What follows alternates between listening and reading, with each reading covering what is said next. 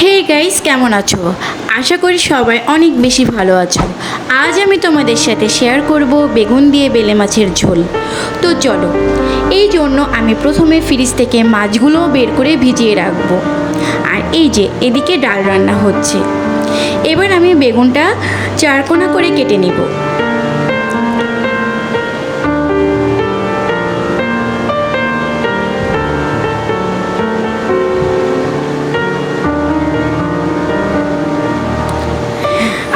এবার আমি মাছগুলো খুব ভালোভাবে বারবার জল পাল্টিয়ে ধুয়ে নেব এবং মাছগুলো থেকে খুব ভালোভাবে জল ছাড়িয়ে নিতে হবে। এবার মাছে নুন, হলুদ আর ময়দা দিয়ে মাখিয়ে নেব। বেলে মাছে ময়দা দেওয়ার একটাই কারণ, বেলে মাছ যেহেতু নরম মাছ, ময়দা দিয়ে ভাজলে মাছটা ভেঙে যাবে না। এবার চুলায় একটা প্যান বসিয়ে তাতে কিছুটা তেল অ্যাড করব। তেলটা গরম হয়ে গেলে এতে নুন হলুদ দিয়ে মাখিয়ে রাখা মাছটা ছেড়ে দিব।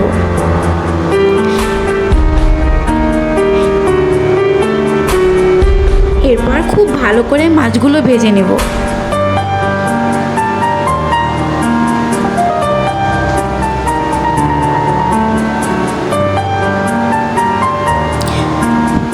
মাছগুলো ভাজা হয়ে গেলে আমি তাতে বাকি মাছগুলো দিয়ে সবগুলো মাছ খুব ভালো করে ভেজে নেব।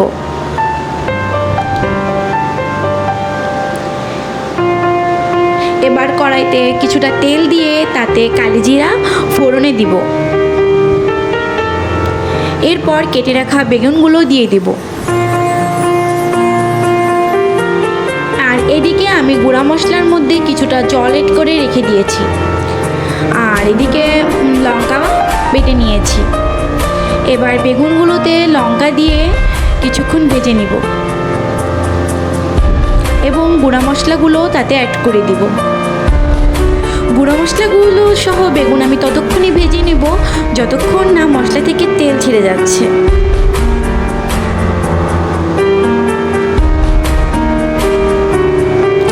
মশলা থেকে তেল ছেড়ে আসার পরে আমি ঝোলের জন্য জল দিয়ে দিব। এবার ঝোলের ভিতর মাছগুলো দিয়ে দিব।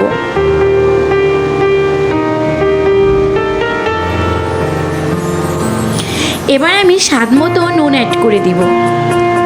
ঝোলটা ফুটে উঠলেই নামিয়ে নিব। ব্যাস, হয়ে গেল আমার বেগুন দিয়ে বেলে মাছের ঝোল। তোমাদের ভিডিওটা ভালো লাগলে প্লিজ লাইক, কমেন্ট, শেয়ার করে দিও। আর পেজটা যেহেতু নতুন, প্লিজ আমাকে সাপোর্ট দিও, পাশে থেকো। Tata, bye bye.